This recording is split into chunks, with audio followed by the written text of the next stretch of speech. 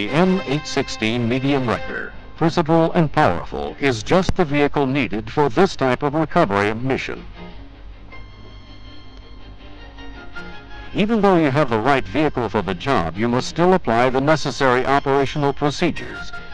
It will be your job to learn the skills required to perform this type of recovery mission in the field.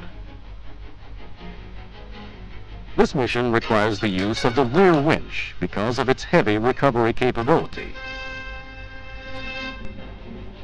The rear winch is a geared horizontal drum winch mounted on the rear of the M816 medium wrecker. It is equipped with 350 feet of 3/4 inch diameter cable. This cable gives the rear winch a maximum single line pull of 45,000 pounds. To keep the cable wound neatly and tight on the drum, the rear winch is equipped with a cable level wind and a pneumatically controlled cable tensioner. To prevent damage to the rear winch and vehicle frame, the winch is protected by a steel shear pin. The shear pin is designed to break at 45,000 pounds. Caution: never substitute bolts or other objects for a broken shear pin. Severe damage to equipment and personnel will result. Whenever possible, position the wrecker in a direct line with the vehicle or object to be winched.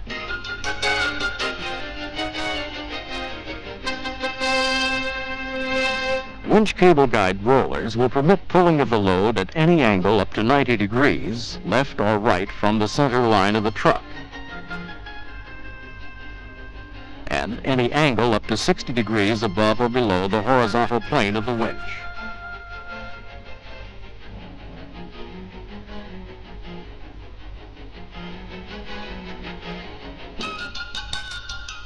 No matter at what angle the load is being winched, the wrecker must be braced. For indirect pulls, install the field chocks to the left or right side of the wrecker. For a direct pull, which this situation requires, install the chocks facing the load in the left and right chock brackets. To set the spade ends of the chocks, dig 2 holes 12 inches long by 12 inches wide by 12 inches deep at the spade end of the chocks. Place the spade end in the hole with the large portion of the spade facing down. Insert the pin through the bracket and yoke to secure each chock in place. Now that the field chocks are properly in place, they must be locked in. This is done by backing the wrecker up slowly until the spade end of the chocks digs into the ground.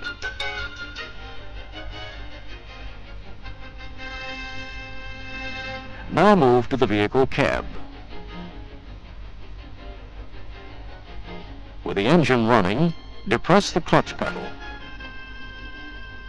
Move the transfer shift lever into neutral. Place the transmission shift lever into 4th gear and move the power divider down to the engaged position. Then release the clutch pedal slowly. To assist in anchoring the vehicle, press the electric brake lock switch button, depress the service brake pedal, and then release it. Now release the brake lock switch button. This locks the vehicle brakes. You are now ready to proceed to the rear winch. Release the winch level wind lock by pulling the lock knob out, rotating 90 degrees, and releasing it. This frees the level wind for operation. Shift the engine clutch control lever up to the disengage position. Then disengage the winch cable tensioner valve. Remove the lock pin.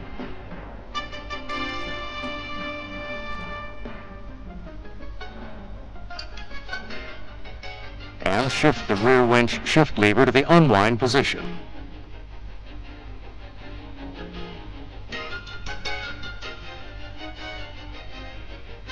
Return the engine clutch control lever to the engaged position momentarily to unhook the winch cable chain from the bumperettes.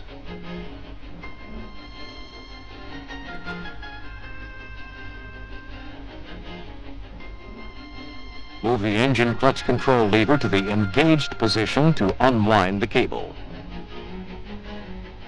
Adjust the engine speed between idle and 1000 RPM with the throttle control lever by moving it forward.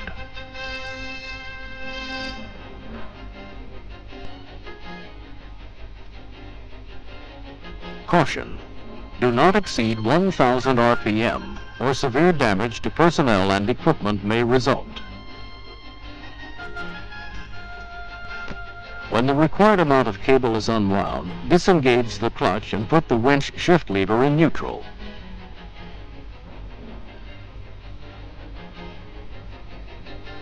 Caution: before handling cable, ensure all personnel are wearing protective gloves. After the rigging is attached, move the tensioner valve lever to the engaged position. Move the winch shift lever to the wind position. Then engage the clutch control lever. Regulate the engine speed by pulling the throttle lever towards the front of the wrecker. Ensure that the engine speed does not exceed 1000 RPM. Once the slack has been removed from the winch cable and rigging, disengage the engine clutch control lever. Have the ground guide inspect the rigging. If the rigging is acceptable, continue the winching operation.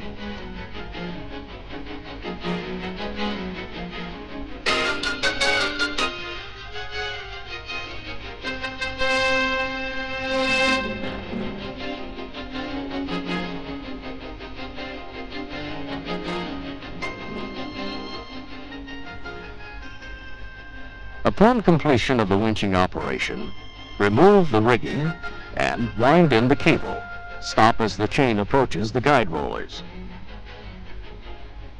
Place the hook up through the right bumperette, across and down through the left bumperette,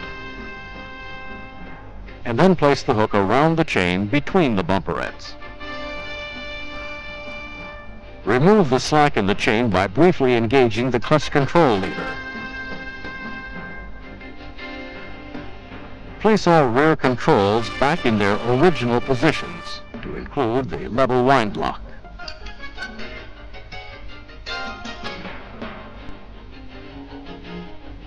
You can now proceed back to the vehicle cab. Depress the clutch pedal. Move the transfer selector to high, and then place the transmission in first gear. Place the power divider handle back to the disengaged position. Press the service brake once or twice to release the electrically locked brakes. Now that the service brakes are released, release the parking brake handle.